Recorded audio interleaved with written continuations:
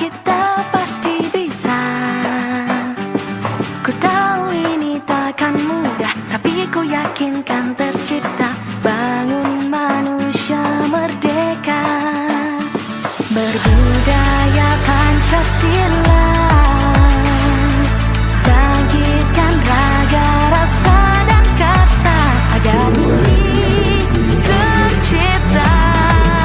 Yang terhormat Pak Opi dari Kementerian, yang kami hormati Kabid PKPLK di Distrik Provinsi Riau, yang kami hormati Bapak Niger dari BPMP, kemudian Bapak Ibu dari Dinas Pendidikan Kota Seprovinsi Riau, dan Bapak Ibu fungsional dan THL PLA atau ULD di Distrik Provinsi Riau yang berbahagia.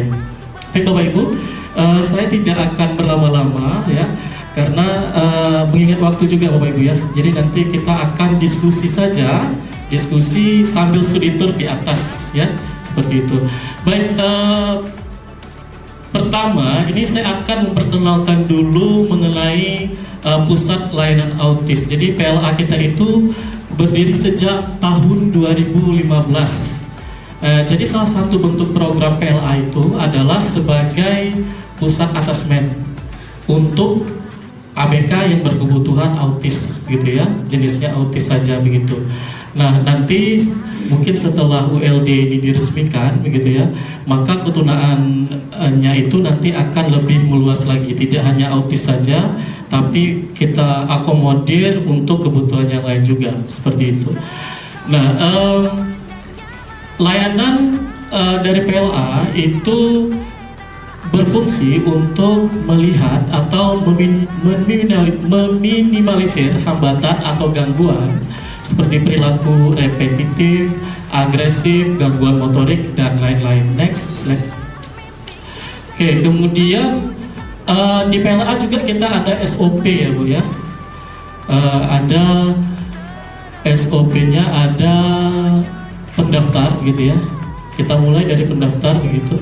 Nah kemudian pendaftar ini akan di asesmen oleh tim kita. Tim asesmen itu ada psikolog, tim kesehatan ya begitu ya.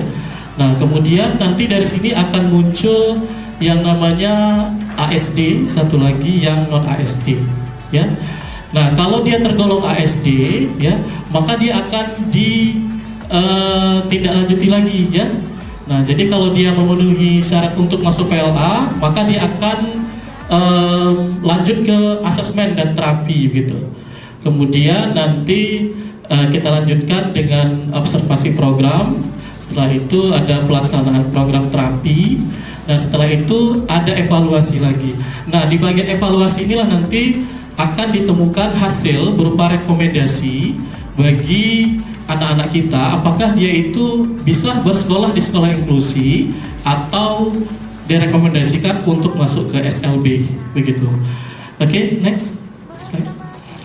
Oke, adapun visi dan misi dari PLA itu ya dapat kita lihat di slide. Oke, Bapak Ibu, kita next saja, Pak Rian. Ini tujuan dari PLA, gitu ya. Kemudian fasilitas, next. Nah, fasilitasnya yang kita punyai di PLA ini ada ini ya Bu ya. Ada ruang terapi fasilitasnya, sarana dan prasarana itu kita cek. Kemudian ada ruang perilakunya, ada terapi bicaranya, ada terapi okupasinya. Nah inilah SDM dan sarana prasarana yang dibutuhkan dalam melaksanakan tugas dari PLA. Oke, kemudian di sini ada SDM PLA dari Dinas Pendidikan Provinsi Riau, bisa kita lihat di tabel. Jadi total keseluruhan kita itu ada 43 orang, Pak Ibu. Ya. Oke, next Pak Rian. Kemudian kondisi pembiayaan. Nah, kondisi pembiayaan ini di PLA tahun 2017 mulai itu dibiayai oleh pemerintah Provinsi Riau melalui kegiatan penyelenggaraan proses belajar dan ujian bagi peserta didik, Pak. Seperti itu. Oke, kemudian kita lanjutkan untuk data anak. Nah, ini dia. Jadi dari tahun 2015 Pak, itu sampai sekarang itu kita telah mengasesmen sebanyak 558 anak berkebutuhan khusus. Nah, saat ini PLA Provinsi Riau sedang memberikan layanan kepada 52 orang anak terapi ya. Itu persentase untuk, jumlah untuk yang terapi laki-lakinya sebanyak 37, kemudian untuk terapi perempuannya ada sebanyak 15 orang, seperti itu. Nah, kemudian setelah terbitnya Permendikbud nomor 48 tahun 2023, maka ada peralihan penamaan PLA ini menjadi unit layanan disabilitas. Mungkin ini nanti akan dijelaskan lebih jelas oleh Pak Opi ya dari Kementerian, mungkin ya dapat disambung. Tapi Pak Opi di sini, Bapak Ibu, kami dari tugas dan fungsi ULD ini kami telah melakukan kebijakan ya terkait pemenuhan akomodasi yang layak terkait layanan disabilitas pada poin pertama ya. Nah ini di sini kami menyediakan kurikulum kompensatorik ya, Bapak Ibu ya. Ini diampu oleh Bu Yasmi sebagai pengawas SLB juga. Kemudian yang kedua kami melakukan analisis untuk penyiapan kebutuhan pemenuhan akomodasi yang layak dan pembentukan unit disabilitas. Nah, analisis ini ada 4 setidaknya yang perlu kita persiapkan. Yang pertama itu adalah mengenai anggaran. Itu sudah kami rencanakan RKA ya untuk 2024 ya Pak Kabit ya, sama Bu Eli juga mengenai AYL yang akan digunakan untuk di ULD nantinya, itu sudah kami rencanakan. Nah, yang kedua adalah mengenai SDM. SDM-nya itu adalah SDM yang termuat di Permendikbud nomor 48 tadi. Nah, di situ kan ada tim kesehatan, tim terapi ya begitu ya. Kemudian ada PLB di situ. Nah, perlu kita juga kerjasama sama dinas pendidikan, sama dinas kesehatan nantinya untuk pemenuhan SDM tersebut. Nah, yang ketiga adalah sarana dan prasarana. Ini masih poin yang kedua ya, Pak Ibu ya. Jadi sarana dan prasarana di ULD juga harus menunjang sehingga fungsi dan tugas ULD itu terlaksana dengan baik. Yang ketiga adalah melakukan pendataan dan informasi. Sebulan yang lalu kami telah melakukan pendataan ke masing-masing kacap se-Provinsi Riau dengan mengeluarkan surat edaran untuk mendata seluruh sekolah sesuai wewenang kami ya. Kami berwenang di SMA ya, makanya kami menginstruksikan kepada kacap untuk mengisi form yang di sana memuat nama siswa, kemudian ada guru GBK di sana, kemudian jenis ketunaan yang dimiliki oleh siswa, seperti itu. Nah, pada saat ini ULD kami baru sampai di tahap yang ketiga saja, Bapak Ibu. Nah, untuk rekomendasi kan nanti pas PPDB ya mungkin ya, baru terlihat progresnya seperti apa. Pak Kabit yang kami hormati, Opi, Bapak Ibu pimpinan di Dinas Pendidikan Kabupaten Kota di Provinsi Riau. Kami tidak banyak, mungkin Pak Opi juga sedikit mengulas ya. Jadi gini, ini inisiasi di kita. Kami tadi di mobil juga membicarakan terkait dengan visi kita itu. Hari ini kita membawa teman-teman kabupaten kota bagaimana nanti menerapkan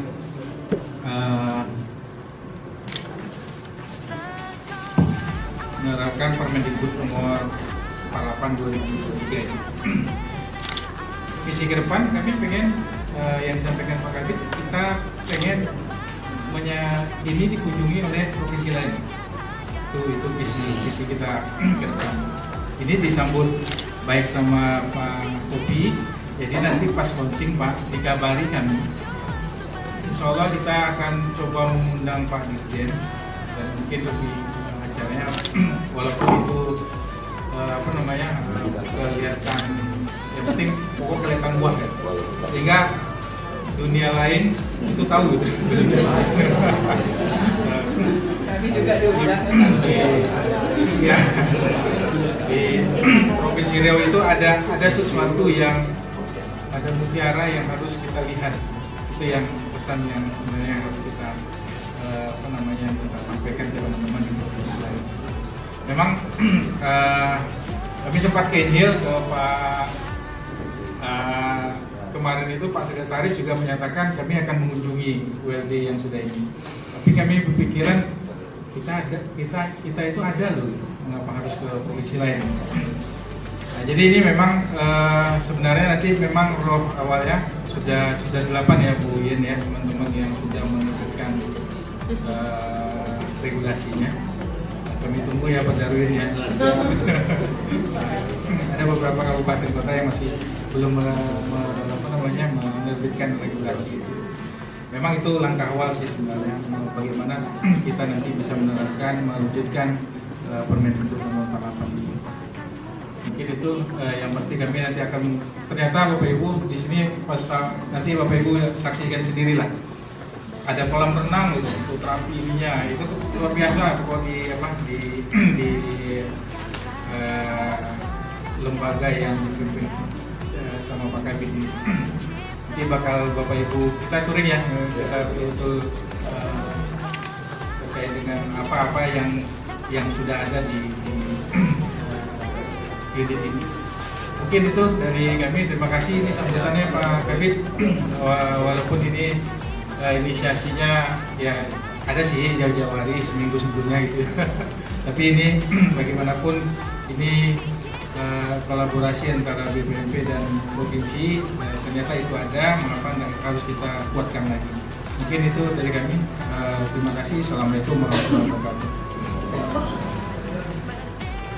Terima kasih kepada Bapak yang telah memberikan kata sambutannya. Selanjutnya kata sambutan dari Kementerian PSPK kepada Bapak Opi, kami persilahkan.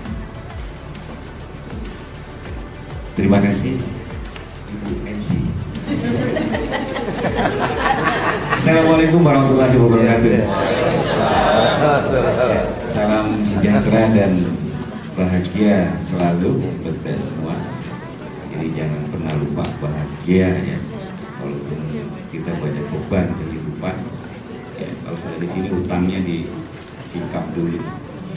Ya, terima kasih yang kami hormati Bapak Kabid, RK, PSSI ya. Kemudian yang kami hormati juga ketua tim dari BPMP, semuanya tanpa terkecuali, dan yang kami hormati Ibu, para Ibu Esa. Oh, ya, ibu semua pokoknya yang luar biasa. Oke, ya terima kasih. Ini senang sekali bisa berada di tempat ini. Ya, terlihat sekali kolaborasi antara BPMP dan SDK provinsi. Terbukti dengan kita berada di sini sama-sama ingin melihat sampai sejauh mana pusat pelayanan autis yang nanti insya Allah akan menjadi unit pelayanan disabilitas. Saya tadi yang mungkin saya tertarik dengan yang disampaikan tadi di awal paparan oleh Pak Wandi ya, dan ini juga mungkin menjadi catatan bagi teman-teman semua ketika nanti mudah-mudahan insya Allah setelah mungkin pertemuan tadi baik di BPMP maupun di sini, perlu diingat Bapak dan Ibu bahwa fungsi daripada unit layanan disabilitas itu melakukan identifikasi dan asesmen kepada peserta didik. Oke, nah hasil dari asesmen itu bersifat rahasia. Oke. Hanya diperuntukkan kepada orang tua, oke, kemudian satuan pendidikan dan yang terkait yang memerlukan informasi. Selebihnya itu privasi dan tertutup. Nah, kemudian unit layanan disabilitas tidak diperbolehkan, tadi disampaikan Bapak Pak Wandi, faktor usia. Jadi Pak Wandi dan Bapak Ibu sekalian, unit layanan disabilitas dilarang mengeluarkan rekomendasi mengarahkan peserta didik kemana dia harus sekolah. Salah, nggak boleh.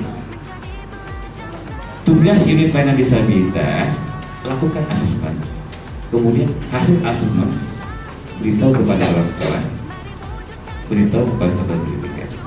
Masalah dia mau sekolah di mana, kembalikan ke orang tua. Jadi sebagaimana dokter memeriksa pasiennya, Bu, anak ibu sakitnya radang tenggorokan.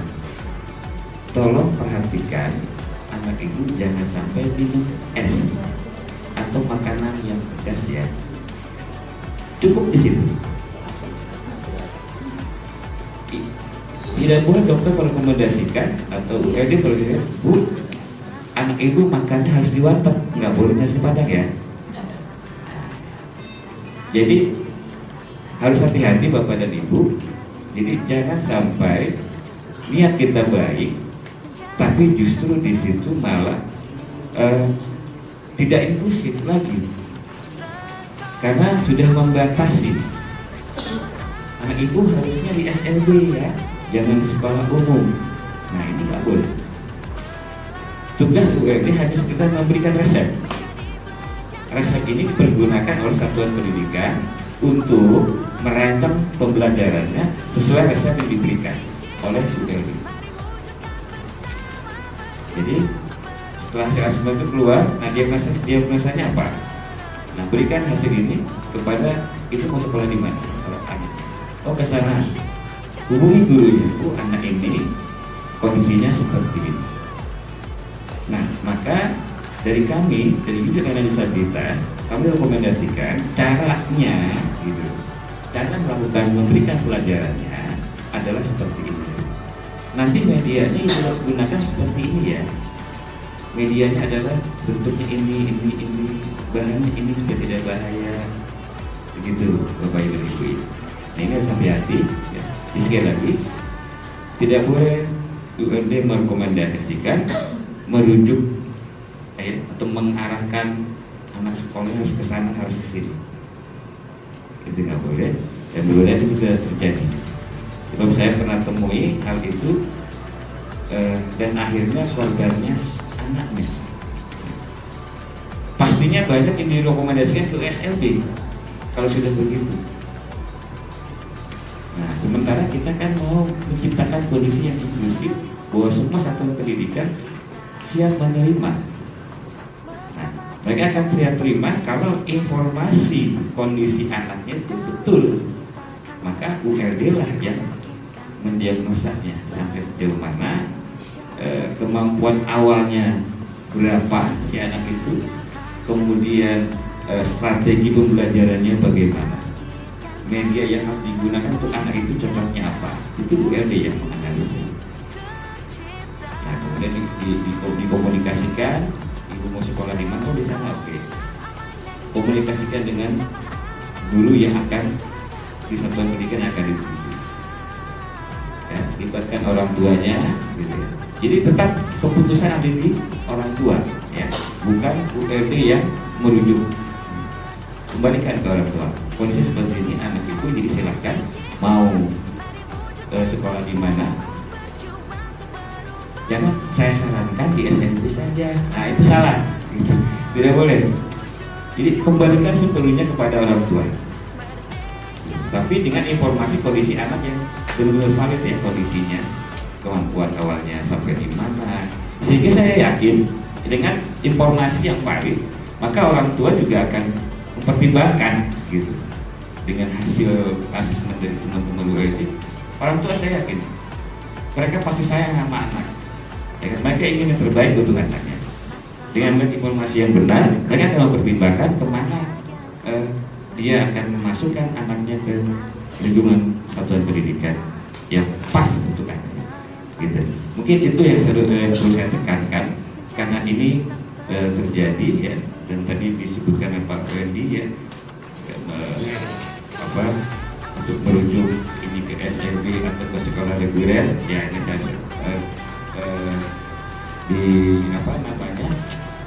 harus saya luruskan ya. Jadi tidak boleh diungkap dikembalikan kepada orang tua itu dengan URD hanya sebatas memberikan hasil asesmennya seperti apa.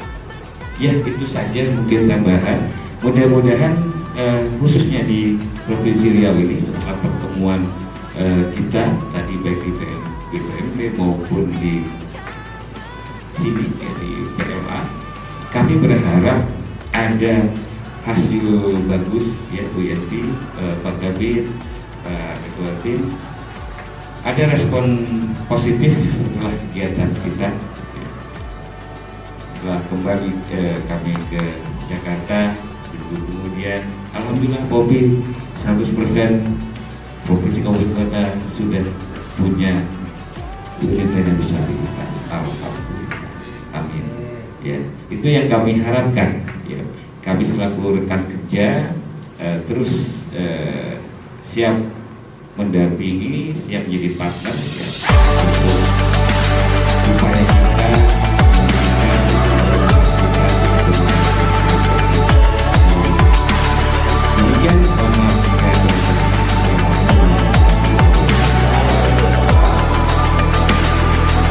Baik, selamat sore Bapak. Terkait dengan pendapat Bapak tentang keberadaan ULD ini serta keberlanjutannya nanti seperti apa, silakan tanggapan Bapak. Baik, terima kasih Bu. Kami setelah mendapat materi Bu, setelah dari BPIP dan juga setelah kunjungan ke unit autis di Provinsi Riau, kami sangat termotivasi Bu untuk bagaimana mau mendiri atau membentuk ULD di Kota Dumai. Kami SK Wali Kota sudah ada, tetapi kami belum dapat bentuknya atau format lebih konkretnya bagaimana bentuk ULD. Tapi alhamdulillah hari ini kita sudah mendapat gambar yang jelas bagaimana ULD kami di Kota Dumai nanti lebih beraksi atau melakukan kegiatan untuk melaksanakan kegiatan untuk disabilitas di Kota Dumai. Kemudian keberlanjutannya, kami perlu pertama sekali adalah kepastian bentuk dari format apa saja yang program-program kami perlukan, kami laksanakan secepatnya, prioritas untuk WLD Kota Dumai. Kemudian juga kami akan bentuk produk hukum Bu, untuk memperkuat lagi lembaga WLD. Setelah itu baru kami koordinasi ke sekolah dengan adanya penguatan dari kami dan produk hukum, kami akan melakukan koordinasi ke sekolah agar seluruh sekolah dapat melaksanakan WLD itu. Oke, baik, terima kasih Bapak. Oke, terima kasih. Assalamualaikum warahmatullahi wabarakatuh. Di sini saya selaku Sekretaris Dinas Pendidikan Kabupaten Pelalawan. Alhamdulillah mengenai SK WLD sudah siap ditandatangani oleh Pak Bupati. Kami siap melaksanakan program pelayanan pendidikan khusus dan lain khusus yang lagi dikumpulkan oleh pemerintah kita. Kami dari jauh-jauh hari pendidikan khusus itu sudah lama berjalan di Kabupaten Pelalawan, udah lebih hampir 15 tahun belakangan. Insya Allah kegiatan ini setiap kecamatan akan kami laksanakan. Namun kami di sini masih butuh tenaga kependidikan PKLK yang selama ini belum merambah sampai ke daerah-daerah. Jadi harapan kami itu tenaga pendidikan yang kami butuhkan. Terima kasih. Baik, terima kasih Ibu. Untuk harapannya ke depannya Pak? Harapannya ke depan mudah-mudahan WLD ini lebih berkembang dan pemerintah pusat dan daerah bisa mensupport dana untuk kegiatan kami di sini.